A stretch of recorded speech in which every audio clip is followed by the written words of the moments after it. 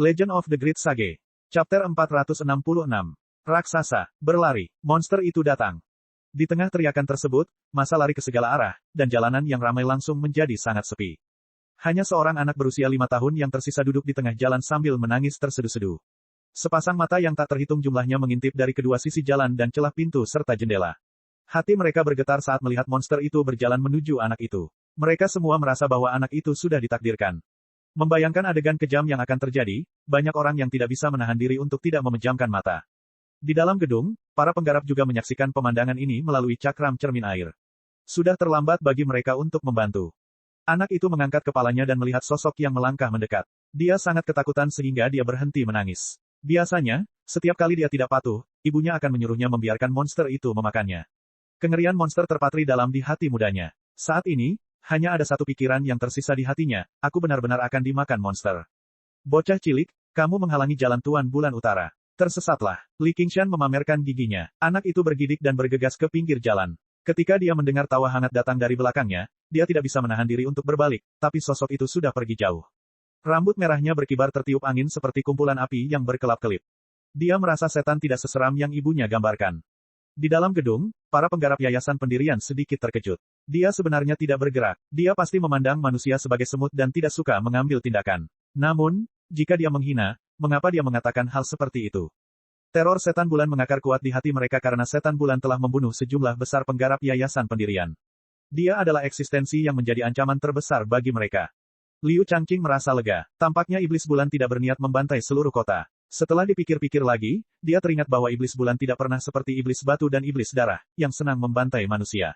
Bahkan sampai ke ratusan aliran pemikiran. Mereka tidak menyinggung siapapun. Wang Pusi ingat bahwa dia hanya membunuh Elder Lonegrave dan Golden Vision Elder di Gunung Greenfin di masa lalu. Dia menyelamatkan murid-murid Gunung Greenfin yang melarikan diri. Dia bukanlah Dasmon yang membantai tanpa pandang bulu. Jadi yang dia lakukan hanyalah, mereka hanya menargetkan Fu Qingjin dan pembunuh iblis. Ini adalah serangan balik dan balas dendam yang paling alami. Petik 2. Pikiran ini berputar di benak setiap orang. Mereka tiba-tiba merasa bahwa iblis bulan tidak begitu penuh kebencian. Jika bukan karena pembunuh iblis yang begitu sombong, situasinya tidak akan memburuk hingga tahap ini. Fu Qingjin merenung, Bulan Utara, oh Bulan Utara, kamu memang berbeda dari monster biasa. Bibir merah muda cerah Qiu Haitang membentuk senyuman. Ada perasaan nyaman bisa bertemu kembali dengan teman lama. Perasaannya tidak salah. Di bawah reputasinya yang mengerikan, tidak ada orang yang berani menantangnya. Dia memiliki hati yang sederhana dan penuh gairah.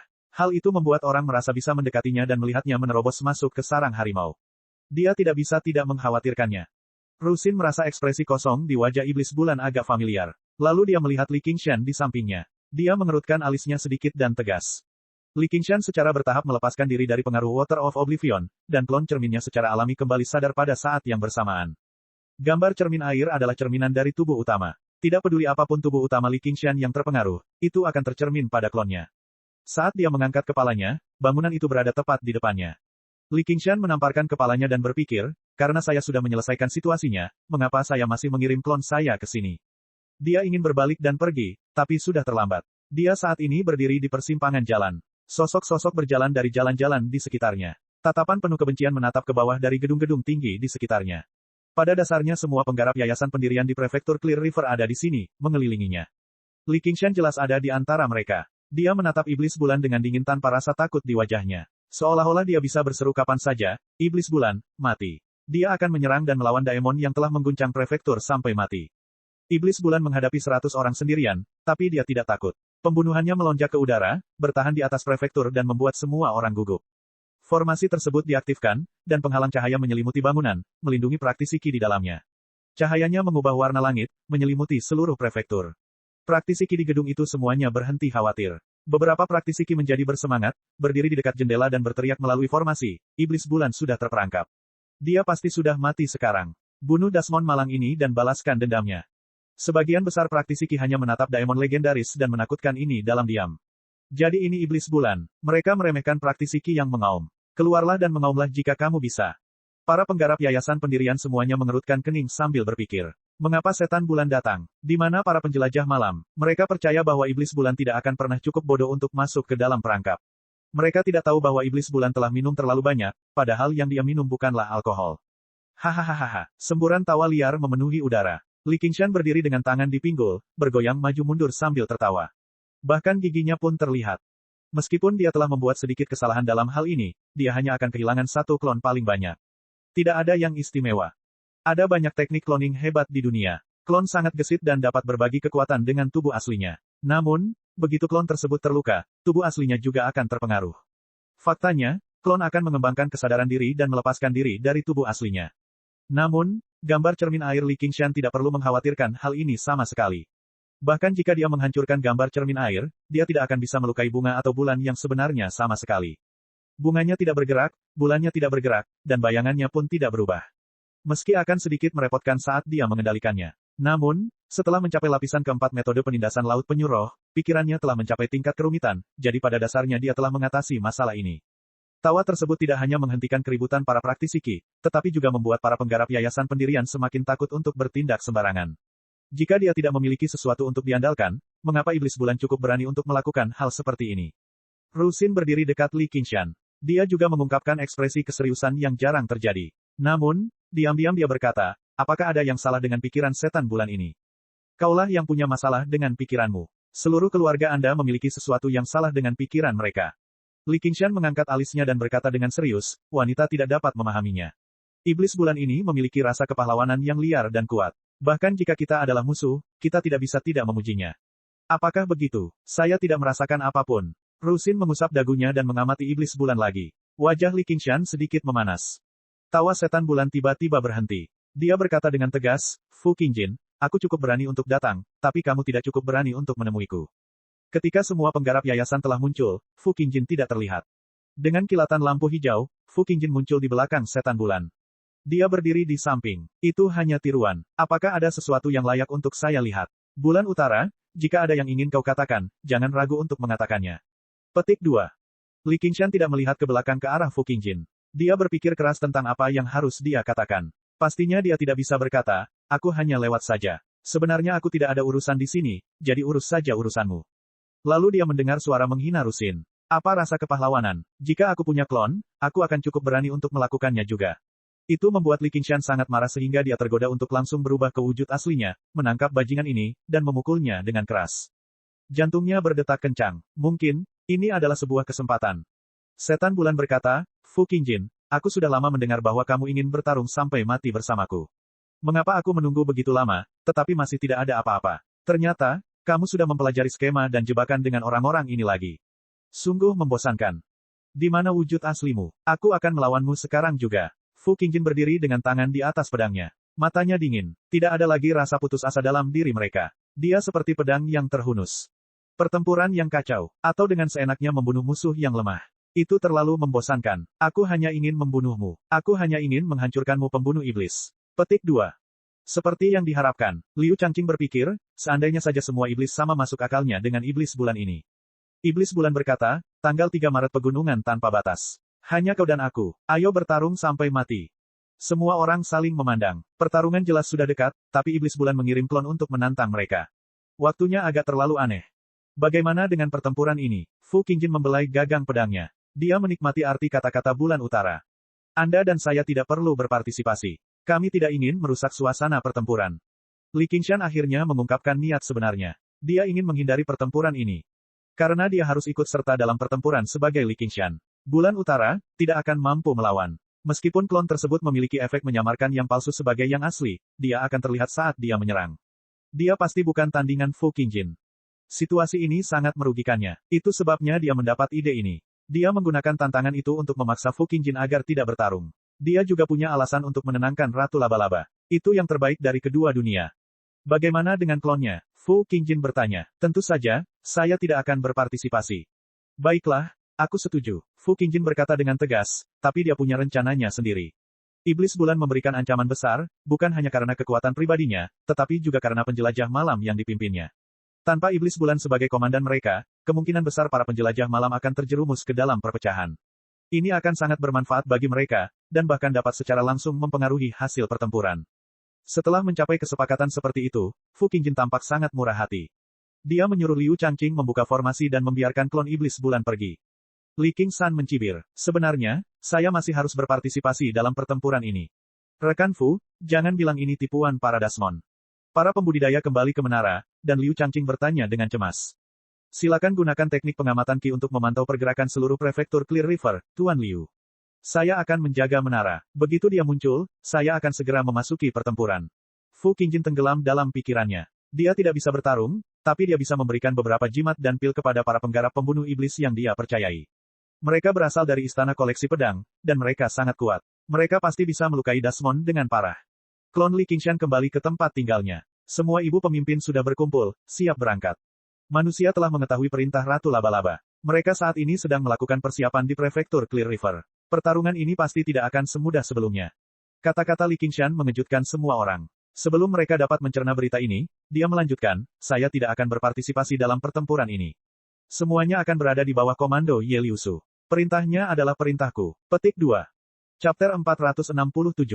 Menguasai. Ye Liusu dan yang lainnya mengungkapkan kebingungan mereka. Pertempuran besar akan segera terjadi. Sebagai pilar pendukung terbesar mereka, bagaimana mungkin dia tidak ambil bagian?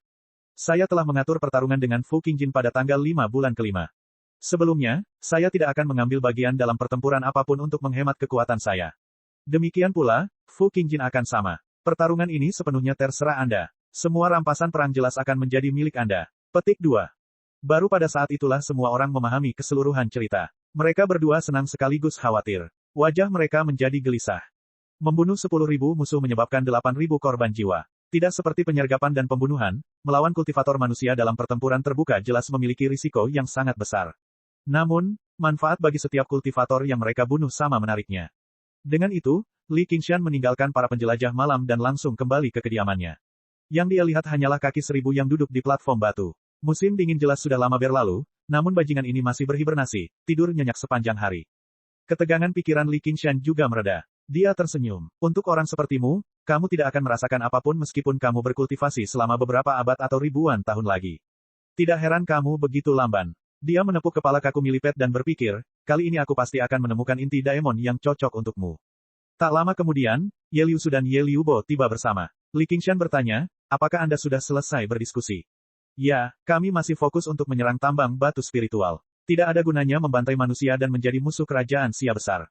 Selama kamu memahaminya, Li Qingshan tersenyum. Dia juga tidak ingin bertemu dengan bawahannya di medan perang. Meski begitu, aku khawatir aku tidak akan bisa membuat mereka tunduk. Sepotong kekhawatiran muncul di wajah lembut Ye Liusu. Baik dalam hal kekuatan dan senioritas, dia tidak ada apa-apanya jika dibandingkan. Dengan adanya dia, tidak ada satupun ibu pemimpin yang berani bertindak, tetapi tanpa dia, sulit untuk mengatakannya. Itu tergantung pada kemampuanmu. Li Qingshan tidak keberatan. Dia memang memiliki keterikatan pada penjelajah malam, tapi hanya 2 orang sebelum dia. Itu hanya mereka berdua, atau lebih tepatnya, itu sebenarnya hanya Ye Liubo. Meskipun Ye Liusu adalah bawahan yang baik, kesetiaannya kepadanya tidak akan pernah lebih tinggi dari kesetiaannya pada cita-citanya. Li Qingshan bahkan curiga dialah yang membocorkan kabar tersebut kepada Fu Qingjin. Di antara para penjelajah malam, dia mungkin adalah orang yang paling banyak berinteraksi dengan para kultivator. Dia juga sangat mengetahui situasi di permukaan. Namun, tanpa bukti atau kerugian yang berarti, dia terlalu malas untuk melanjutkan masalah tersebut. Jika Ye Liusu meninggal, Li Qingshan juga akan menyesal dan sedih, tapi dia tidak akan terlalu sedih. Dia hanya akan kehilangan bawahan yang cakap. Namun, Ye Liubo berbeda. Jika Liubo tidak mau pergi, kamu boleh tinggal. Tatapan Li Qingshan tertuju pada Ye Liubo, dan tatapannya menjadi lebih lembut. Meskipun kekuatan dan kecerdasan Ye Liubo tidak ada apa-apanya dibandingkan dengan kakak perempuannya, kesetiaannya kepadanya tidak tertandingi. Dia bahkan telah mempertaruhkan nyawanya untuknya di masa lalu. Dia juga sangat memanjakannya. Bahkan jika orang lain menanyainya, dia tetap ingin wanita itu tetap berada di tempat yang aman. Terima kasih Tuan, tapi aku ingin membantu adikku. Ye Liubo sangat tersentuh, tapi dia ragu-ragu. Apapun. Tetapi berhati-hatilah. Ambil jimat ini untuk melindungi diri Anda sendiri. Itu bukan untuk kamu gunakan dalam pertempuran, jadi jangan menggunakannya sembarangan. Li Qingshan mengeluarkan beberapa jimat merah dan memberikannya kepada Ye Liubo. Tuan, gumam Ye Liubo dan langsung melemparkan dirinya ke pelukan Li Qingshan. Liusu, jaga dia baik-baik. Li Qingshan menepuk pantat Ye Liubo yang gagah. Aku akan melakukannya, Ye Liusu setuju. Terhadap kerusakan ini, dia sebenarnya merasa agak iri. Terhadap kerusakan ini, dia bahkan merasakan sedikit rasa cemburu yang dia tolak untuk mengakuinya. Di bawah perintah Ratu Laba-Laba, suasana bawah tanah yang dingin dan sunyi. Seperti magma yang melonjak, perlahan-lahan mulai mendidih. Di bawah pimpinan Blood Shadow dan Dragon Snail, pada dasarnya setiap daemon bergabung dalam mobilisasi perang, siap melancarkan pembantaian di permukaan. Pada saat yang sama, di prefektur Clear River, meskipun iblis bulan telah datang, pertemuan tersebut tetap sukses total. Perintah pertama yang mereka keluarkan bersama tidak ditujukan pada Daemon, tetapi pada klan dan sekte yang bahkan tidak mengambil bagian dalam pertemuan tersebut. Beberapa penggarap yayasan pendirian telah berusaha untuk tidak terlibat sepanjang waktu. Perintah militer harus dipatuhi. Laporkan ke kota prefektur dalam 1 hari, atau sekte dan klanmu akan dihancurkan. Dunia tidak akan mentolerirmu.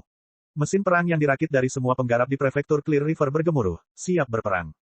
Liu Changqing kembali ke kantor pemerintahan prefektur. Ia mandi dan mengganti pakaiannya, melepas jubah keilmuannya yang biasa dan mengganti jubah resmi yang jarang ia kenakan. Dia mengeluarkan segel yang diberikan oleh Istana Kekaisaran. Di depan kantor pemerintah ada sebuah alun-alun besar. Para murid Mohisme menyibukkan diri, mengeluarkan berbagai mekanisme dan alat. Mereka sedang membangun menara secepat mungkin. Ketika Liu Changqing keluar dari kantor pemerintah, menara itu telah mencapai ketinggian beberapa ratus meter, mencapai ke langit.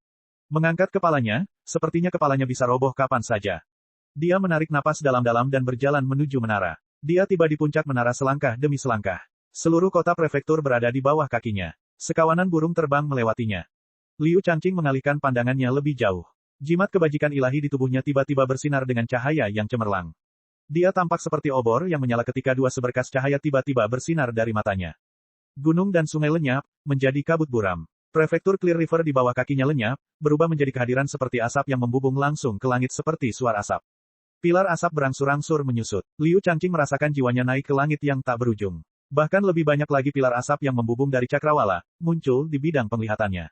Warna dan ukurannya berbeda-beda, tapi tidak ada satupun yang lebih besar dari tiang asap di prefektur Clear River. Akhirnya, Liu Changqing melihat ribuan tiang asap. Mereka membentuk garis samar, yang merupakan bentuk seluruh prefektur Clear River.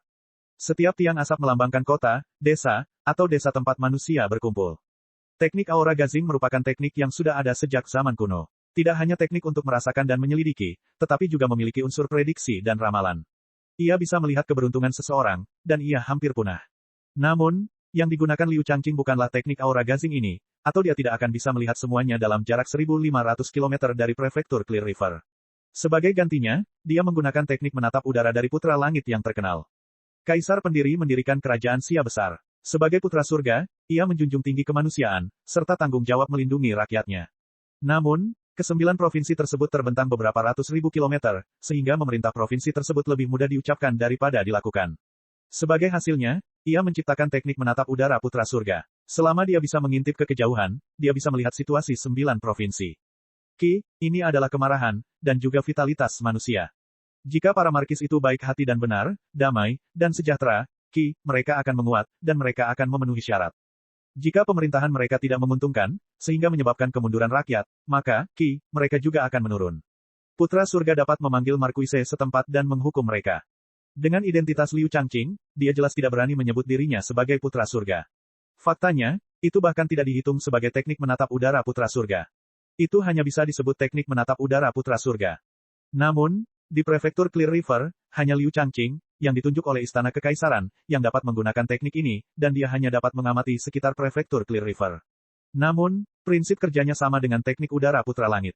Dia tidak perlu menguji kinerja hakim distrik setempat. Dia hanya perlu mengamati Qi mereka setahun sekali di kota prefektur, dan dia akan dapat membedakan dengan jelas antara hukuman dan hadiah.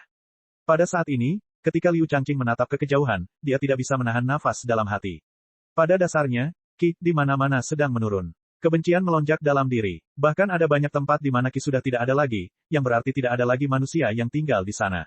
Jika bukan karena perang, Markis dari Ruyi hanya perlu melihat ke kejauhan, dan dia akan segera dibebaskan dari posisinya sebagai prefek. Dia mengabaikan pikirannya dan fokus mengamati pergerakan seluruh prefektur Clear River. Tidak peduli kota mana yang diserang oleh Daemon, dia akan mampu merespons tepat waktu. Entah berapa lama, seuntai asap bergetar di tenggara dan mulai melemah. Dengan setiap irisannya melemah, banyak nyawa yang binasa. Asap itu dipenuhi rasa takut. Liu Changqing telah menghafal geografi dan budaya prefektur Clear River sejak lama. Dia segera berkata, Daemon telah menginvasi Great Gold Pass. Bahkan sebelum dia selesai berbicara, gumpalan asap di utara dengan cepat berkurang. Tak lama kemudian, beberapa lusin helai asap mulai bergetar, menutupi seluruh prefektur. Ada pepatah yang mengatakan bahwa murka putra langit akan menyebabkan ribuan kilometer tanah merah. Perintah Ratu Laba-Laba bagaikan gunung yang membantai 100 kota. Hati Liu Changqing tenggelam. Dia melaporkan serangkaian lokasi tanpa henti. Hanti, Hua Sengsan, perhatikan perintahku. Pergi ke tiket Great Gold. Begitu kamu tiba, segera lapor kembali dengan berita tentang Dasmon. Jika Anda bertemu dengan yang lemah, bunuh mereka. Jika Anda bertemu dengan yang kuat, mundurlah. Jangan berlama-lama dalam pertempuran. Petik 2. Di bawah menara, Han Anjun mengeluarkan serangkaian perintah. Para penggarap yayasan pendirian terbang ke udara satu persatu, bergegas ke berbagai tempat.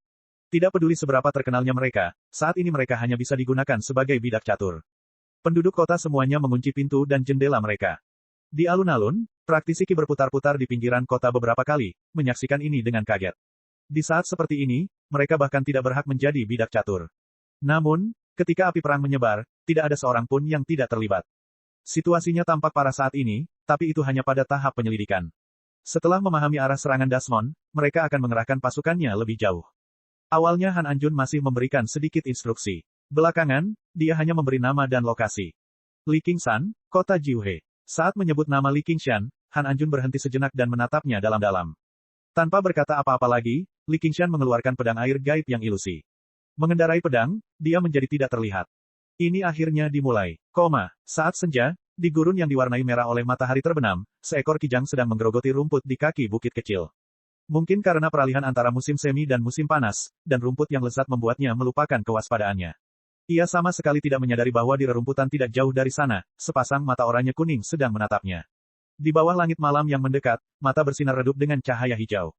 Cita itu berjongkok lebih rendah lagi dan mendekat tanpa suara. Seolah merasakan sesuatu, kijang itu mengangkat kepalanya. Namun, semuanya sudah terlambat. Sosok cita yang lincah menerkam dari rerumputan seperti kilat, menerkam kijang. Taringnya menusuk tenggorokan kijang, membuatnya tercekik. Cita hendak menikmati kelezatan di tangannya. Namun, terdengar suara gemuruh yang keras, dan bumi sedikit bergetar. Lalu, terdengar suara lain. Itu sudah dekat. Cita merasakan bahaya, namun ia tidak sanggup melepaskan mangsanya. Matahari terbenam di cakrawala mewarnai bukit itu menjadi lengkungan yang bersinar. Tiba-tiba, bayangan hitam besar melintasi bukit dan menutupi matahari terbenam. Seperti gunung, ia meremukkan Cita menjadi beberapa bagian. Chapter 468. Sekilas, bentuk bayangan hitam itu seperti telur raksasa, namun memiliki 4 anggota badan yang menjuntai dari tubuhnya yang besar. Kulitnya mengkilat dan keras, seolah telah dipoles dengan cermat. Itu lebih seperti logam dan batu daripada daging dan darah. Hanya bagian yang menghubungkan anggota tubuhnya yang terlihat seperti otot, tapi lebih mirip tabung raksasa yang dipilin menjadi satu. Di bawah sinar matahari, samar-samar seseorang dapat melihat cairan mengalir di dalamnya, tetapi tidak diketahui apakah itu darah atau bukan. Tidak ada kepala yang jelas, hanya 2 titik cahaya dingin yang berkedip-kedip yang sepertinya adalah matanya. Tampak besar namun tidak membengkak, seperti benteng bergerak dengan momentum luar biasa. Suara gemuruh yang keras berasal dari langkah kakinya yang berat. Melangkahi mayat Cita, ia tidak berhenti bergerak menuju ujung gurun, di mana terdapat kota yang sepi.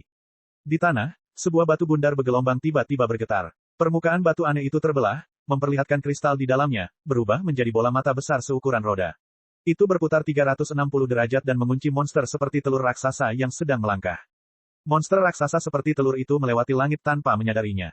Retakan besar muncul di tanah, memperlihatkan mulut berdarah penuh taring. Sebuah tubuh besar melompat keluar dari tanah. Itu adalah kadal bertanduk satu dengan panjang tubuh lebih dari 10 kaki.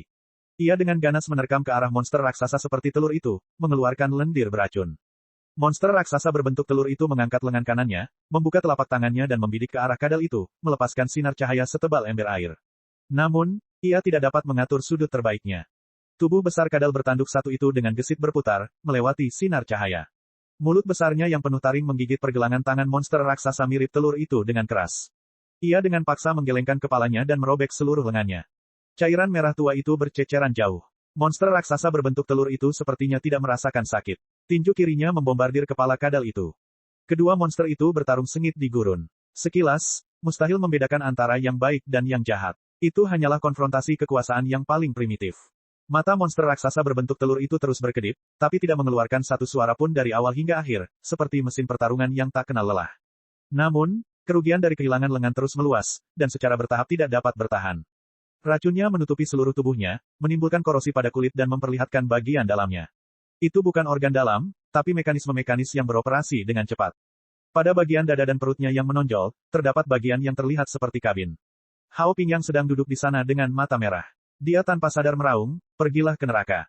Dialah yang mengendalikan monster telur untuk bertarung. Ini adalah boneka terbaru yang dikembangkan oleh klan Mo. Dikombinasikan dengan metode pemurnian mayat, ia memiliki kekuatan tingkat dasar. Namun, ia tidak memiliki kemampuan bertarung seperti boneka biasa. Teknik wayang tradisional aliran Mohis memiliki wayang yayasan pendirian, wayang inti emas, dan bahkan wayang Nas Chen Sol yang legendaris. Namun, untuk mengendalikan boneka-boneka ini, seseorang harus memiliki kekuatan yang sesuai. Paling tidak, itu bukanlah sesuatu yang bisa ditangani oleh seorang praktisi Qi. Namun, boneka jenis baru ini dapat digunakan oleh prajurit Qi, dan Hao Pingyang adalah otaknya. Dia datang untuk menjalankan misi dengan tujuan memusnahkan iblis. Namun, dia tidak menyangka akan disergap oleh Jenderal Iblis. Jenderal Iblis kadal menekan boneka itu ke tanah. Merasakan kehadiran Hao Pingyang, cakar tajamnya terus menggali ke dalam kabin. Percikan api beterbangan, serpihan kayu beterbangan, dan di tengah suara gertakan gigi yang mematikan rasa, hanya terdengar suara, cila. Jenderal Iblis kadal membuka kabin dan hendak berpesta. Selera para pembudidaya manusia memiliki kelesatan yang berbeda. Hao Pingyang memeluk Cannon of Devouring Light milik naga kuning dan menembakkan seberkas cahaya ke mulut Jenderal Iblis kadal yang terbuka. Mulut rapuh Jenderal Iblis kadal terluka, tapi itu bukan cedera serius. Sebaliknya, ia menjadi lebih marah dan ganas, menggigit Hao Pingyang. Hao Pingyang tahu bahwa dia mungkin akan mati di sini. Tiba-tiba, Jenderal Iblis kadal sepertinya merasakan sesuatu dan meninggalkan Hao Pingyang. Kedua matanya yang menonjol berputar 360 derajat, mengunci suatu area di udara. Tiba-tiba, pedang sehitam tinta terbang keluar. Jenderal Iblis kadal juga merasakan bahaya pedang hitam. Niat pedang yang menakutkan terkunci di dalamnya, secepat angin dan kilat. Pada jarak sedekat itu, tidak ada cara untuk mengelak. Tubuhnya menyusut dengan cepat dan kecepatannya meningkat. Seperti kilat, ia melewati pedang hitam dan menerkam ke arah area di udara. Penyergap itu ada di sana. Pedang air gaib ilusi berkedip-kedip dan menghilang, membelah udara dalam bentuk setengah lingkaran. Seolah-olah ia telah menghitung jalur Jenderal Iblis kadal, ia secara akurat menebas punggungnya. Pedang Qi sama menakutkan dan tajamnya dengan pedang hitam yang mengikutinya. Jenderal Iblis kadal berteriak saat tubuhnya terbelah menjadi dua. Namun, itu bukan dari pinggangnya, melainkan dari pangkal ekornya. Seolah-olah pedang itu belum mendarat di punggungnya. Ini adalah kemampuan bawaannya. Tidak peduli di bagian mana ia terluka, ia dapat memindahkan kerusakan ke ekornya. Apalagi kadal bisa menumbuhkan kembali ekornya. Merasakan bahaya, ia tidak ragu untuk berbalik dan menggali ke dalam tanah. Dari samping, pedang Qi menembus matanya yang melotot dan menembus tengkoraknya. Baru saja, pedang hitam yang terbang telah berbalik pada suatu saat. Sosok Li Qingshan muncul. Jenderal Daemon ini benar-benar licik. Jika bukan karena dia telah sepenuhnya menyempurnakan kaligrafi pedang kursif dan mampu mengendalikan pedang Qi sesuka hatinya, pedang itu hampir bisa melarikan diri. Jika bukan karena dua pedang Qi dan fakta bahwa dia harus berubah menjadi bentuk Daemonnya, tidak akan mudah baginya untuk membunuh Jenderal Daemon dengan budidaya yayasan pendirian tahap awal. Meskipun seni lautan tanpa batas adalah metode budidaya yang layak, ia tidak memiliki kemampuan untuk membunuh dalam satu pukulan. Bahkan jika dia berada di atas angin dan memaksa Jenderal Daemon terpojok, tetap percuma jika Jenderal Daemon langsung meledakkan inti Yao-nya. Li Qingshan memasukkan seluruh kadal ke dalam kantong 100 harta karunnya dan melihat inti Yao. Dia sangat gembira. Yao Core ini juga beracun. Dia akhirnya menemukan Yao Core yang cocok untuk kaki 1000. Qingshan, Hao Pingyang merangkak keluar dari boneka itu dengan wajah penuh kegembiraan. Dia baru saja lolos dari kematian, jadi dia berada dalam kondisi yang agak menyedihkan. Lama tak jumpa, Li Qingshan berbalik dan tersenyum. Keduanya mengobrol sebentar di bawah sisa-sisa boneka tersebut. Hao Pingyang mengetahui bahwa bukan suatu kebetulan Li Qingshan datang ke sini. Dia telah dikirim untuk membantunya.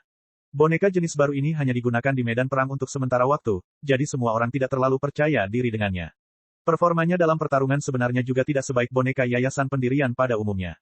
Ini bukan pertama kalinya Li Qingshan melakukan hal seperti ini. Matahari berangsur-angsur terbenam di bawah cakrawala, dan bintang-bintang di atas gurun terlihat sangat mempesona. Ayo pergi, aku akan membawamu kembali ke 100 aliran pemikiran. Sebelum Li Qingshan selesai berbicara, liontin giok di pinggangnya berkilat. Berbeda dengan tablet Scarlet Wolf, ini adalah item komunikasi yang diberikan kepada setiap kultivator. Suara dingin Han Anjun terdengar dari dalam. Li Qingshan, laporkan. Satu Jenderal Daemon terbunuh. Bonekanya rusak, tapi Hao Pingyang baik-baik saja. Pergi ke barat daya sungai Fangting untuk memberikan dukungan. Han Anjun tidak punya niat untuk memujinya, dan langsung memerintahkan. Oke, segera. Jangan segera. Li Qingshan mengangkat bahunya tanpa daya. Hao Pingyang berkata, ayo, aku akan memperbaiki orang ini. Aku akan mentraktirmu minum saat kita kembali. Hao Pingyang menyaksikan sosok Li Qingshan menghilang. Dia memikirkan semua rumor tentang dirinya, dan selain rasa terima kasih, ada juga kekaguman yang mendalam. Ini Jenderal Daemon kelima yang dia bunuh. Sudah lebih dari setengah bulan sejak dimulainya perang. Setelah penyelidikan awal, api perang telah menyebar kemana-mana. Bahkan Li Qingshan terkejut karena ada begitu banyak monster yang bersembunyi di bawah tanah. Mereka menyerang berbagai kota besar dan kecil, meninggalkan reruntuhan kemanapun mereka lewat. Perintah Ratu Laba-Laba untuk membantai kota telah selesai. Bahkan jika ada penggarap yayasan yang pergi untuk menghentikan mereka, akibat dari pertempuran tersebut sudah cukup untuk menghancurkan kota. Tidak ada yang peduli dengan kehidupan manusia dalam pertempuran sengit. Namun perang belum berakhir. Sebaliknya, itu menjadi lebih intens. Hanya dalam selusin hari, jumlah penggarap yayasan pendirian yang meninggal telah melampaui 10. Bahkan Li Qingshan menghadapi bahaya berkali-kali. Salah satu bahayanya bahkan berakibat fatal. Meskipun Jenderal Daemon tidak sekuat iblis batu atau iblis darah, itu hanya karena dia tidak memiliki garis keturunan khusus. Namun, kekuatannya sangat luar biasa, bukan sesuatu yang bisa dilawan oleh para penggarap yayasan pendirian awal. Jika bukan karena kartu truf terhebatnya, tubuh Daemonnya, dia akan terluka parah bahkan jika dia berhasil bertahan hidup. Namun, dia mendapat banyak manfaat dari ekspedisi berturut-turut. Dia telah membunuh total 3 Jenderal Daemon. Ditambah dengan 2 Jenderal Daemon yang telah dia bunuh sebelumnya, dia telah membunuh 5 orang secara mengejutkan. Selain inti Daemon elemen air yang dia gunakan, dia sekarang memiliki 4 inti Daemon, dan jumlah Daemon biasa yang dia bunuh tidak terhitung banyaknya. Kontribusinya dalam penjaga Hawkwolf telah terakumulasi dalam jumlah yang sangat besar. Untuk meningkatkan semangat, 100 aliran pemikiran dan pembunuh iblis telah menawarkan sejumlah besar sumber daya, serta hadiah tambahan. Selain itu, ada beberapa julukan yang kosong, seperti, pedang tak terlihat Li Qingshan, harimau laut Li Qingshan, dan lain sebagainya. Li Qingshan bergegas ke sungai Fangting dan mendengar suara alat musik petik di kejauhan. Ia melintasi alang-alang yang tak berujung dan berdesir tertiup angin hangat pertengahan musim panas. Ada sebuah rumah bangsawan di tepi sungai, dan suaranya berasal dari sana. Di luar istana ada mata binatang Daemon yang berkelap-kelip seperti bintang. Mereka terus-menerus mendekat, tetapi mereka terus-menerus dipaksa menjauh oleh musik yang tak kasat mata. Beberapa murid sekolah musik duduk melingkar di paviliun di belakang istana. Mereka memegang instrumen yang berbeda di tangan mereka, seolah-olah mereka sedang tampil dan bukan berkelahi. Mereka benar-benar tidak ahli dalam pertempuran. Meskipun mereka dapat memaksa kembali monster daemonik tersebut, mereka tidak dapat menimbulkan luka yang mengancam jiwa. Namun, ki mereka yang sebenarnya perlahan-lahan habis, dan ketakutan memenuhi wajah mereka. Tiba-tiba, terdengar suara lolongan, yang membuat takut seorang murid keluarga Yue hingga dia memutuskan senar sitarnya. Dalam ketakutannya, dia menemukan bahwa binatang Daemon itu sudah mulai menyebar, roboh ke tanah dengan darah muncrat. Li Qingshan membunuh Daemon terkemuka dalam satu pukulan sebelum menghabisi monster Daemon yang tersisa tanpa banyak usaha. Dia tiba di depan paviliun. Apakah kamu baik-baik saja? Kamu adalah Li Qingshan. Sebagian besar murid sekolah musik adalah perempuan, tidak terkecuali mereka. Meskipun mereka bukan wanita paling cantik, mereka tetap cantik dan memiliki penampilan yang luar biasa. Mereka berulang kali berterima kasih kepada Li Qingshan saat tatapan mereka dipenuhi dengan kekaguman. Salah satu dari mereka bahkan menyatakan dengan berani bahwa dia bersedia mengisi kekosongan yang ditinggalkan oleh Han Qiongzi dan menghibur hati kesepian Li Qingshan. Li Qingshan memahami bahwa ini bukan hanya seorang pahlawan yang menyelamatkan seorang gadis dalam kesusahan, atau gadis cantik yang dibanggakan dari sekolah musik ini tidak akan begitu saja. Sebaliknya, mereka berada dalam situasi genting dalam perang, jadi mereka ingin menemukan seseorang yang kuat untuk diandalkan. Yang bisa dia lakukan hanyalah tersenyum dan tidak menjawab. Dia duduk di paviliun, memulihkan ki dan energi spiritualnya yang habis. Tidak lama kemudian, liontin giok di pinggangnya menyala kembali. Chapter 469. Namun kali ini, Han Anjun tidak memberinya misi baru. Sebaliknya, dia meneleponnya kembali. Li Qingshan tersenyum. Kamu akhirnya rela membiarkan menantumu beristirahat sebentar. Ketika murid-murid sekolah musik mendengar bahwa dia ingin kembali ke prefektur Clear River, mereka semua tersendat. Mereka tidak memiliki kekuatan seperti Li Qingshan, namun demikian, mereka tidak harus memikul tanggung jawab yang begitu besar. Pada dasarnya setiap kali mereka dikirim, mereka akan kembali beristirahat dan memulihkan diri. Namun, perjalanan dari sini ke prefektur Clear River masih cukup jauh. Situasi saat ini sedang bergejolak dan api perang semakin menyebar. Sangat mudah bagi mereka untuk disergap oleh Dasmon, jadi mereka ingin Li Qingshan membawa serta mereka. Namun, jika dia mengajak mereka, itu pasti akan membuang sebagian waktu Li Qingshan.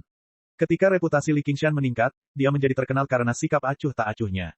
Ia dikabarkan selalu penyendiri dan tidak suka bersosialisasi dengan orang lain. Baru saja mereka melihatnya, itu memang benar.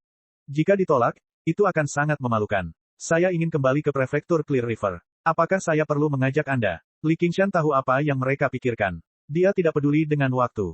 Para murid sekolah musik sangat gembira. Mereka semua berterima kasih padanya. Mereka merasa dia tidak masuk akal seperti rumor yang beredar. Bagaimanapun, mereka semua adalah manusia. Awan putih menyebar, mengangkat Li Qingshan dan murid-murid sekolah musik dan membawa mereka ke udara secara perlahan. Sambil bersenandung, ia melesat dengan jejak awan panjang di belakangnya. Mungkin tidak banyak orang di akademi yang bisa menandingi teknik cloud reading dan manipulasi kabut milik kakak senior, kan? Kakak laki-laki senior adalah seorang jenius sekali dalam satu abad di prefektur Clear River kita. Selama ujian masuk, bukankah kakak laki-laki senior mencapai yayasan pendirian terlebih dahulu dari orang-orang yang dianggap jenius? Awan melewati pegunungan. Meninggalkannya, para murid sekolah musik memuji dari lubuk hati mereka yang paling dalam. Terlepas dari ketulusan mereka, mereka jelas mencoba menyanjungnya juga. Sebenarnya, mereka telah bergabung dengan 100 aliran pemikiran lebih lama dari Li Qingshan. Mereka bahkan bisa dianggap sebagai kakak perempuan Li Qingshan. Sekalipun mereka tidak menerima manfaat nyata apapun, bisa bekerja dengan orang seperti itu adalah hal yang baik. Berhubungan baik dengan orang seperti itu juga merupakan hal yang baik. Kebanyakan dari mereka yang lemah menyukai yang kuat dengan pemikiran ini, meskipun mereka seringkali tidak mendapat imbalan apapun. Tapi hanya untuk secercah harapan, dia tidak akan pernah bosan. Li Qingshan tersenyum dan hendak mengatakan sesuatu. Tiba-tiba, dia merasa tidak enak. Di tanah yang gelap, cahaya kemasan bersinar dan menembus awan. Ini adalah kota kuno yang ramai. Meskipun jauh dari sebanding dengan kota prefektur, ada beberapa tambang di dekatnya. Mengandalkan pegunungan untuk mencari nafkah, masyarakatnya cukup sejahtera. Langit baru saja menjadi gelap ketika lampu-lampu di kota menyala. Karena kekacauan yang disebabkan oleh setan, tidak banyak orang di jalan. Hanya penjaga malam yang masih menabuh gong di jalan. Dia dengan malas berteriak, cuacanya kering, hati-hati dengan apinya. Suara penjaga malam itu terhenti. Dengan bantuan cahaya bulan, dia melihat sesosok tubuh datang dari jauh, muncul dan menghilang di balik kabut malam yang tipis. Dia menyipitkan matanya. Dia ingin melihat lebih dekat. Entah bagaimana, sosok itu berjalan menghampirinya. Wajah tampannya memerah, dan matanya bersinar merah darah. Dua taring menonjol dari sudut mulutnya saat dia membuka mulut dan menarik napas. Jantung penjaga malam tiba-tiba menonjol, dan aliran darah merah cerah keluar. Dengan bunyi dentang, gong itu jatuh ke tanah. Penjaga malam itu jatuh ke tanah, tubuhnya bergerak-gerak. Dia telah menjadi mayat yang dingin dan pucat, tanpa setetes darah pun tersisa di tubuhnya. Blood Shadow menjilat bibirnya dan terus berjalan di sepanjang jalan. Tatapannya menembus kabut tipis dan menembus dinding. Dia melihat sosok-sosok yang memancarkan kidarah di rumah-rumah di kedua sisi jalan. Mulutnya terbuka terlalu besar, menyebabkan seluruh wajahnya berubah bentuk. Dia menelan seteguk darah. Aliran darah merah cerah mengalir melalui dinding dan masuk ke mulutnya. Di ujung jalan, kidarah yang kuat menarik perhatian Blood Shadow. Dia menoleh dan melihat seorang Daois jorok mengenakan jubah Daois yang compang camping. Dia memegang labu anggur di satu tangan dan ranting yang terbakar di tangan lainnya.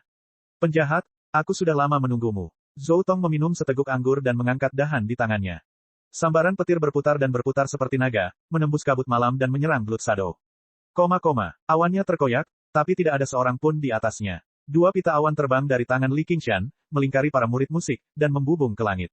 Cahaya kemasan bersinar di tanah.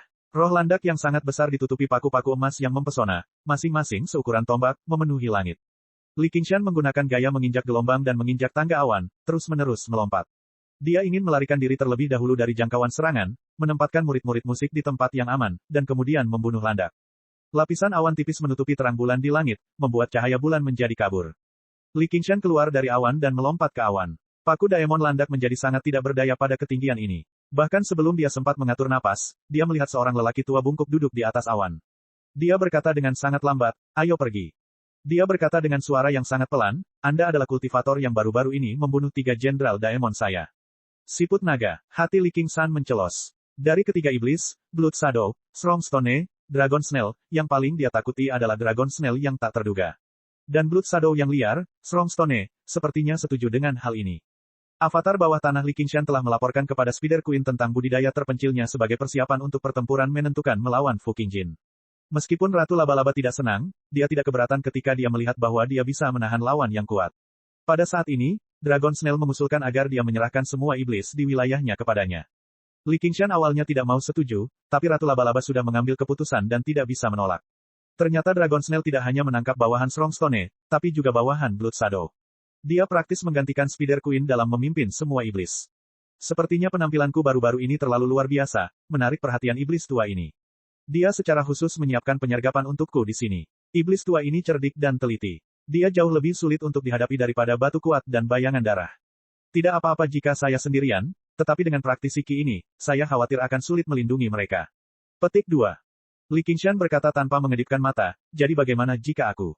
Jika ya, tetaplah di sini. Pidato Dragon Snail tiba-tiba dipercepat, tidak lagi terdengar cemas. Pada saat yang sama, ia melaju dengan cepat dan muncul di depan Li Qingshan dalam sekejap, tangannya yang layu mencengkeram tenggorokan Li Qingshan. Sangat cepat, bahkan lebih cepat dari Blood Shadow. Tubuh Li Qingshan bereaksi lebih cepat dari pikirannya. Dia memblokir dengan pedangnya, tapi Dragon Snail tampaknya tidak melihat pedang gaib air ilusi yang hampir transparan dan terus meraihnya.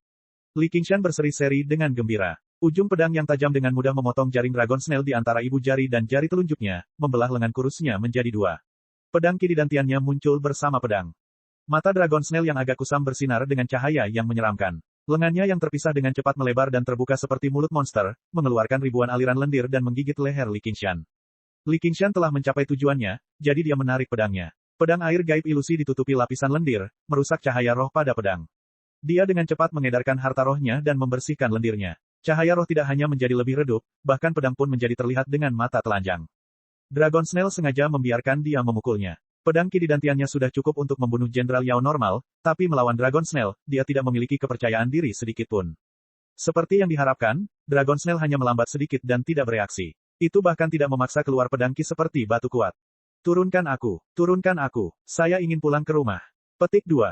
Pada saat ini, seorang murid musik berteriak seperti anak kecil dan meronta. Dialah yang mencoba berhubungan S3 kilodetik dengan Li Qingshan. Krisis hidup dan mati yang terus-menerus telah menghancurkan sanubarinya yang terakhir. Tidak semua saraf sekuat saraf Li Qingshan. Jangan takut, kami pasti akan baik-baik saja. Percayalah pada kakak senior. Jalang, diamlah, apa kau mendengarku? Murid musik lainnya takut dia benar-benar jatuh, jadi mereka semua berusaha membujuknya dan bahkan memarahinya. Ketika kata-kata itu sampai ke telinga Li Qingshan, kecepatannya sangat cepat. Hampir mustahil untuk mendengarnya dengan jelas. Dia mengerutkan kening dan sepertinya memahami sesuatu. Swosh swosh swosh swosh. Beberapa cahaya keemasan menembus udara di belakangnya, begitu cepat sehingga Li Qingshan hampir tidak bisa bereaksi tepat waktu. Tanpa menoleh ke belakang, dia menebas paku yang diarahkan ke punggungnya.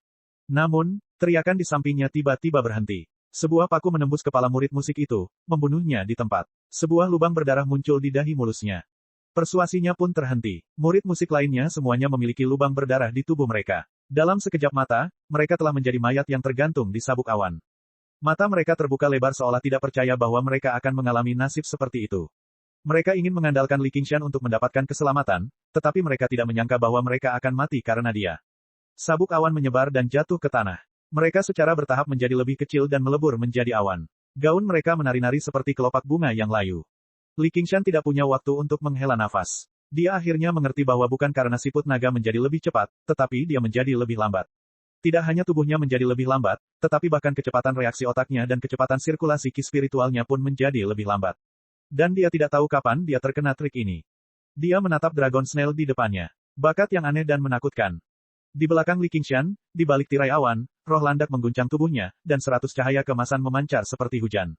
Tidak ada cara untuk mengelak. Li Qingshan, yang jauh lebih lambat, juga tidak bisa mengelak. Bagaimana Blood Shadow, yang telah lulus ujian kesengsaraan surgawi, bisa takut hanya pada sambaran petir. Tunggu saja sampai aku mengeluarkan darahmu dan lihat seperti apa rasanya. Blood Shadow tersenyum dingin dan melangkah maju. Seluruh tubuhnya dipenuhi petir. Wajahnya berangsur-angsur menjadi hitam hangus, dan sedikit rasa takut muncul di wajahnya. Dia menatap cabang layu di tangan Zhou Tong. Apa ini? Itu tidak menyala seperti kilat biasa. Sebaliknya, ia tetap berada di tubuh Blood Shadow, menimbulkan kekacauan yang tidak disengaja. Setiap sambaran petir kecil bisa menembus tubuhnya dan menguapkan sebagian darahnya. Bahkan inti daemon berwarna merah darah terjalin dengan petir, menyebabkan dia merasakan gelombang jantung berdebar. Taisang Laojun, tergesa-gesa itu seperti hukum. Dewa petir dan ibu petir, petir ilahi membunuh iblis. Ekspresi Zhou Tong serius. Tanpa mengucapkan sepatah kata pun, dia menginjak tangga astral, jubah dawisnya yang compang camping berkibar tertiup angin. Dia memegang dahan yang layu di tangannya seolah-olah dia sedang memegang pedang berharga yang tiada taranya, mengarahkannya ke langit. Ledakan, petir ilahi turun dari langit, menghubungkan langit dan bumi, menerangi 1000 li. Chapter 470. Jika Li Qingshan hanya harus menghadapi hujan cahaya keemasan ini, dia masih memiliki kepercayaan diri. Tapi dengan pemikiran Dragon Snail yang cermat, dia tidak akan memberinya kesempatan seperti itu. Tanpa ragu-ragu, dia menerkam ke depan. Serangan menjepit untuk mencekik kesempatan terakhirnya untuk bertahan hidup. Hati Li Qingshan menjadi tenang, seperti lautan luas, tetapi tanpa satupun riak selama ribuan mil. Dalam sekejap, dia seolah melihat lintasan setiap lonjakan, meski itu hanya perasaan sekilas. Pedang air gaib ilusi di tangan kanannya sudah berayun ke arah langit yang dipenuhi hujan ringan. Bilahnya memantulkan cahaya bulan keperakan, berkedip-kedip samar. Pada saat yang sama, tangan kirinya menamparkan Dragon Snail yang menerkam. Posisi Rising Tide, posisi Cloud Expelling, diselesaikan dalam satu tarikan napas. Zenki-nya seperti air pasang, menekan telapak tangannya berlapis-lapis. Tapi itu tidak dilepaskan sampai saat Dragon Snail mendekat dan berubah menjadi tsunami pengusir awan. Tapi jika ini adalah waktu biasa, teknik pedangnya mungkin berguna. Jika melawan Jenderal Daemon biasa, telapak tangannya akan efektif. Tapi yang dia hadapi sekarang adalah penyergapan dari Jenderal Daemon. Dengan kepribadian Dragon Snail yang berhati-hati, dia hanya membawa satu Jenderal Daemon dan berani menyergapnya. Dia memiliki keyakinan dan kepastian yang mutlak. Dengan dua dentang yang tajam, pedang Li Qingshan, yang sedikit lebih lambat, hanya berhasil mengenai dua paku yang terbang ke arah kepalanya. Dada, perut, dan anggota tubuhnya terluka pada saat bersamaan, dengan 7 atau 8 lubang berdarah di dalamnya. Salah satu lubang berdarah itu adalah tempat jantungnya seharusnya berada.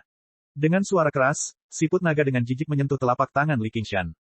Kekuatan yang luar biasa kuat, serta Diamond Ki yang sangat besar, secara langsung menghancurkan tsunami. Li Qingshan dikirim terbang, memuntahkan darah. Li Qingshan jatuh dari langit seperti murid sekolah musik. Siput naga penuh percaya diri. Telapak tangannya telah menghancurkan organ dalam Li Qingshan, belum lagi jantungnya, yang merupakan titik vital. Dia pasti sudah mati. Tapi untuk berjaga-jaga, dia mengangguk ke arah Jenderal Daemon Landak. Jenderal Daemon Landak dengan tidak sabar menukik ke arah Li Qingshan, ingin mencicipi kelezatan seorang kultivator manusia. Kilatan tiba-tiba melintas di mata Li Qingshan. Tanpa sepengetahuannya, jimat merah menyala di antara jari-jarinya. Lalu, dia berubah menjadi abu. Sinar cahaya spiritual mengelilingi Li Qingshan. Roh Landak meleset dari sasarannya. Dalam sekejap mata, Li Qingshan sudah berada 10 mil jauhnya, meninggalkan jejak cahaya di langit malam. Untungnya, saya memiliki escape talisman ini. Kalau tidak, saya akan tertipu oleh benda lama ini. Li Qingshan merasakan kecepatan sirkulasi energi spiritual telah kembali normal. Tidak peduli apa kekuatan supernatural bawaan dari Dragon Snail, jelas tidak bisa menempuh jarak sejauh itu. Dia segera menggunakan gaya menginjak gelombang tanpa ragu-ragu dan terbang ke kejauhan. Di antara banyak jenis jimat, escape talisman adalah salah satu yang lebih berharga. Paling tidak, hanya jimat merah yang memiliki jimat semacam ini. Ketika seseorang berada dalam situasi putus asa, menggunakannya seperti memiliki kehidupan ekstra.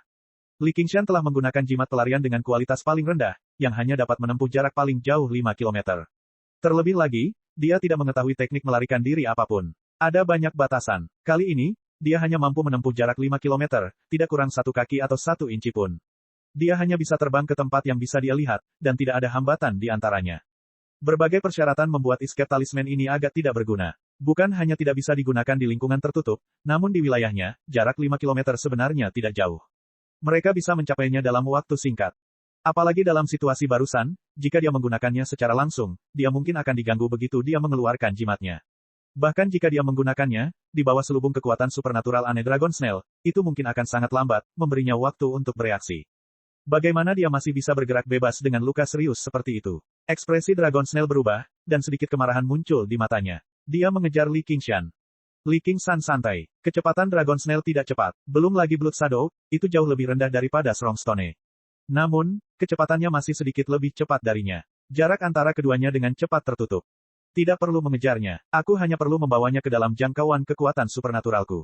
Siput naga menyipitkan matanya, dan kekuatan supernaturalnya menyebar seperti jaring tak kasat mata, menjebak Li Qingshan yang sedang berlari. Li Qingshan juga telah memikirkan hal ini, jadi bagaimana dia bisa membiarkan siput naga melakukan apa yang diinginkannya. Dengan goyangan kaligrafi pedang kursif, pedang tinta lainnya terbang keluar. Dia merapal mantra secara berurutan, pertama memasang layar air, lalu memanggil raksasa awan untuk memblokir punggungnya. Akhirnya, dia menamparkan jimat angin halus pada dirinya sendiri. Siput naga menelan pedang tinta dalam sekali teguk, menghancurkan layar air dengan satu serangan telapak tangan, dan langsung menembus raksasa awan itu. Dia hanya melambat sedikit, tapi pada dasarnya dia tidak melambat sama sekali. Di sisi lain, Li Qingshan telah menjadi angin puyuh, terbang ke kejauhan dengan kecepatan lebih tinggi, menjauh sekali lagi. Dragon Snail berhenti dan menyerah dalam pengejarannya. Dia sudah dekat dengan kota Clear River. Sekarang setelah dia mencapai titik ini, penyergapan pada dasarnya telah gagal. Jika dia terus mengejar, itu malah buruk. Kehadiran Dragon Snail menyebar ke kejauhan dan menghilang. Li Qingshan turun dari atas dan bermeditasi, memulihkan ki spiritualnya. Lubang berdarah di tubuhnya pada dasarnya sudah sembuh, hanya meninggalkan bekas samar. Jantungnya mulai berdebar sekali lagi. Dengan kekuatan hidupnya yang kuat, banyak titik vitalnya tidak lagi menjadi titik vital. Yang harus dia lakukan hanyalah melindungi kepalanya. Aku masih belum cukup kuat, atau aku bisa mengubah dan membunuh bajingan ini. Mengapa ini sangat merepotkan? Tidak, jika saya lebih kuat lagi, saya bisa berhubungan seks dengan Lord dan menjadi Komandan Daemon. Bukankah itu lebih tanpa beban? Mengangkat kepalanya dan menatap ke kejauhan, prefektur Clear River yang terang benderang berada tepat di depan. Pada saat ini, langit di kejauhan bersinar. Baru beberapa saat kemudian dia mendengar gemuruh lembut guntur. Guntur yang sangat keras. Sambaran petir ini mungkin jaraknya hampir 500 km. Ini jelas bukan petir surgawi biasa. Mungkin bahkan cangkang mendalam penyuruhku tidak akan bisa memblokirnya dengan mudah.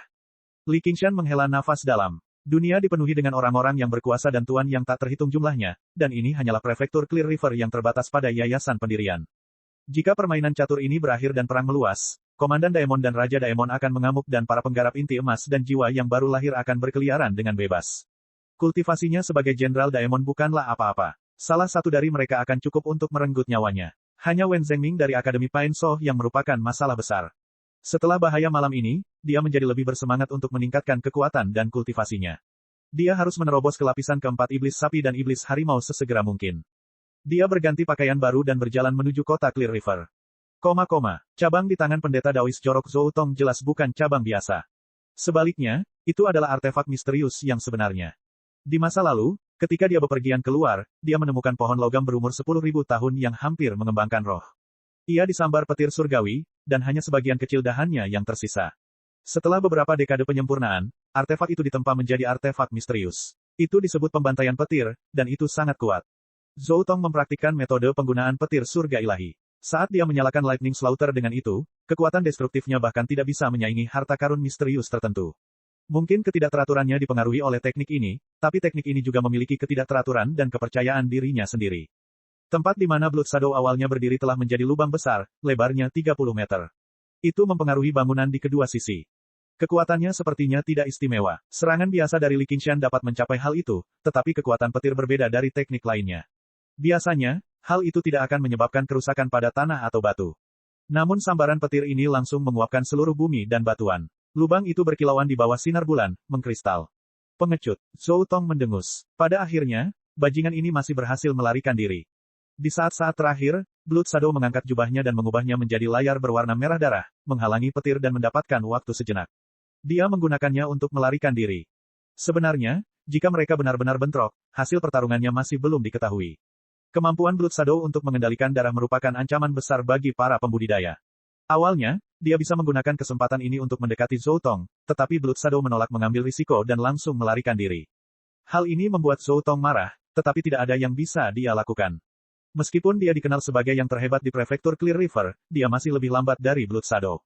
Zoutong melepaskan pedangnya, meninggalkan kota yang gelap gulita. Dia tidak bisa menahan diri untuk tidak menoleh ke belakang dan menghela nafas lembut sebelum pergi dengan tegas. Semua lentera di kota padam. Dalam sebuah penelitian, semua porselen telah hancur, berserakan di tanah. Sarjana itu berbaring di atas meja. Tadi, dia masih membakar minyak tengah malam, tapi sekarang, dia sudah kehilangan semua tanda kehidupan. Darah perlahan-lahan membasahi buku itu, dan darah mengalir dari seluruh lubangnya. Dia langsung terguncang sampai mati.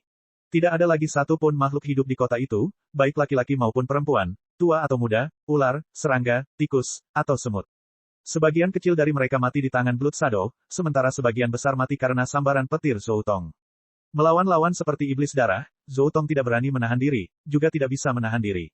Jika dia masih harus mengkhawatirkan nyawa manusia ketika dia menyerang, tidak mampu mengeluarkan kekuatan penuhnya, dialah yang akan mati.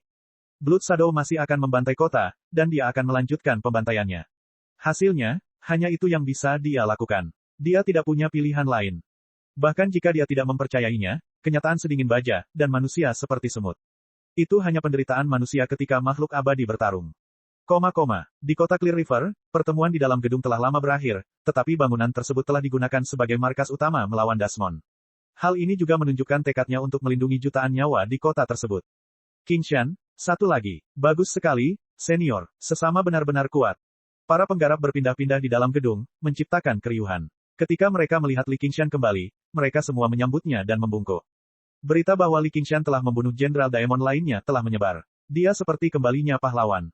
Selama periode waktu ini, dia telah menjelajahi prefektur Clear River dan menyelamatkan nyawa banyak petani, menjalin banyak hubungan baik dengan mereka.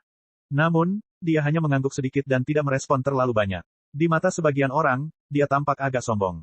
Sebenarnya Li Qingshan hanya tidak ingin menjalin ikatan dengan orang lain lagi dan ternoda oleh karma. Meskipun dia hanya membaca kata-kata ini secara acak dari kitab Buddha Little N, dia sebenarnya merasa bahwa kata-kata itu masuk akal sekarang. Karena dia memahami jalannya, apakah itu teman atau kenalan, semakin sedikit semakin baik, kalau-kalau dia mati dalam kesakitan. Sesampainya di lantai atas, para pemimpin sekolah Konfusianisme, Dharma, dan persenjataan semuanya hadir, serta Fu Qingjin dan beberapa penggarap yayasan pendirian yang agak asing baginya. Mereka menghadapi peta mental besar prefektur Clear River seolah-olah sedang mendiskusikan sesuatu. Li Qingshan bahkan tidak punya waktu untuk menyambutnya ketika dia masuk. Liu Changqing melambaikan tangannya ke arahnya, membuatnya menunggu beberapa saat. Setelah itu, dia menundukkan kepalanya dan menunjuk suatu titik di peta. Saya baru saja menerima kabar bahwa Senior Zhou gagal membunuh Blood Shadow. Dia akan segera kembali. Ini sudah menjadi kota ke-12. Jika bukan karena darah iblis perlu memurnikan dan menyerap darah, kehancurannya pasti akan lebih besar. Petik 2. Cek. Rakan-rakan kultivator sekalian, sebelum retret, sila terus berkultivasi untuk jurus subscribe, like, share dan komentar agar sekte ini terus berkembang pesat.